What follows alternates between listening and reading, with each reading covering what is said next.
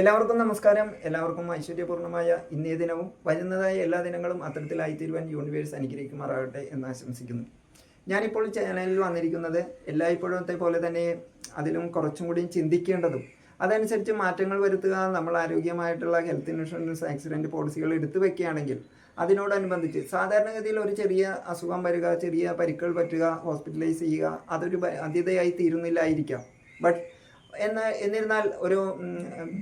തുടർ ചികിത്സ ആവശ്യം വരുന്ന അല്ലെങ്കിൽ ഒരു മാരകമായ അപകടം പറ്റുക, അല്ലെങ്കിൽ പലർക്കും പെട്ടെന്നാണ് മാരക രോഗങ്ങൾ, critical illness, pulmonary disease, kidney problems, cancer, അല്ലെങ്കിൽ യൂറിനറി ഇൻഫെക്ഷൻസ്, അല്ലെങ്കിൽ അതിനോടനുബന്ധിച്ച പലവിധ അസുഖങ്ങൾ അനലൈസ് ചെയ്യുകയും തുടർ ചികിത്സയുമായി ബന്ധപ്പെട്ട് ഒരുപാട് പൈസ ചിലവാകുന്നു, അല്ലെങ്കിൽ നമ്മുടെ സമ്പാദ്യത്തെ നഷ്ടപ്പെടുത്തുന്നു, ലോൺ എടുക്കേണ്ടി വരിക, അതൊരു ബാധ്യതയും കടക്കണി അങ്ങനെ ഒരു കാര്യങ്ങളിലേക്ക് പോകുന്നതായിട്ട് പണ്ടൊക്കെ വല്ലപ്പോഴും കേട്ടിരുന്നത്, കണ്ടിരുന്നത്, മനസ്സിലാക്കിയിരുന്നത് ഇന്ന് സ്വന്തം കുടുംബത്തിലും അല്ലെങ്കിൽ അയൽവാസികളിലും റിലേറ്റീവ്സിലും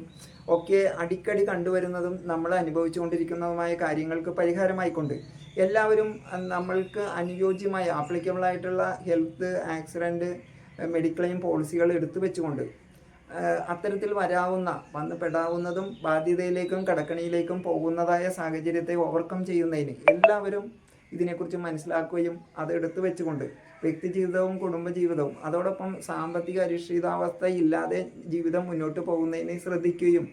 അത്തരത്തിൽ റിലേറ്റഡ് ആയിട്ടുള്ള വീഡിയോസുകൾ ബാബു പണിക്കശ്ശേരി എന്ന ചാനലിലും ഒപ്റ്റിമം വെൽനസ് 2 NOV 24 എന്ന ചാനലിലും ഞാൻ പല വീഡിയോസും പോസ്റ്ററുകളും ഇടുന്നത് മനസ്സിലാക്കിക്കൊണ്ട് അത്തരത്തിൽ ഒരു സാമ്പത്തിക ബാധ്യതയിൽ നിന്ന് സുരക്ഷിതമായിരിക്കാൻ എല്ലാവരും ശ്രദ്ധിക്കണമെന്ന് അഭ്യർത്ഥിച്ചുകൊണ്ടും അതോടൊപ്പം പോളിസികൾ എടുക്കുമ്പോൾ ശ്രദ്ധിക്കേണ്ട കാര്യങ്ങൾ, അതിൻ്റെ ഇനിഷ്യൽ വെയിറ്റിംഗ് പീരീഡ് എന്താണെന്നും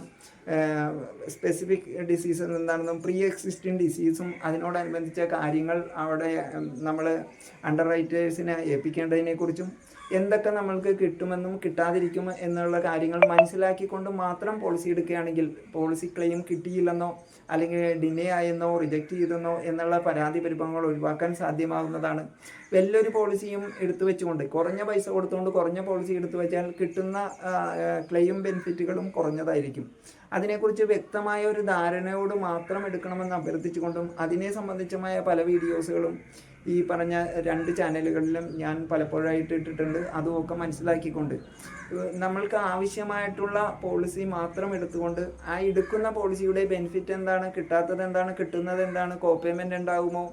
സപ്ലിമെൻറ്റുകൾ എന്താണെന്നും ഒക്കെ മനസ്സിലാക്കിക്കൊണ്ട് അത്തരത്തിൽ മാത്രം പോളിസി എടുത്തുകൊണ്ട് വ്യക്തിജീവിതവും അതോടൊപ്പം തന്നെ കുടുംബജീവിതവും സുരക്ഷിതമാക്കണമെന്ന് സൂചിപ്പിച്ചുകൊണ്ടും എൻ്റെ വാക്കുകൾ ശ്രവിച്ചതായ എല്ലാവർക്കും നന്ദി രേഖപ്പെടുത്തിക്കൊണ്ടും എല്ലാവർക്കും ആരോഗ്യപൂർണ്ണമായ ഒരു ഐശ്വര്യത്തിൻ്റെ, സമാധാനത്തിൻ്റെ, സന്തോഷത്തിൻ്റെ ഒരു ജീവിതം, വ്യക്തിജീവിതവും കുടുംബജീവിതവും ഉണ്ടാകട്ടെ എന്ന് ആശംസിച്ചുകൊണ്ട് ഒരിക്കൽ കൂടി എല്ലാവർക്കും നന്ദി രേഖപ്പെടുത്തിക്കൊണ്ട് എൻ്റെ വാക്കുകളെ ഉപസംഹരിക്കുന്നു. നന്ദി, നമസ്കാരം, താങ്ക് യു.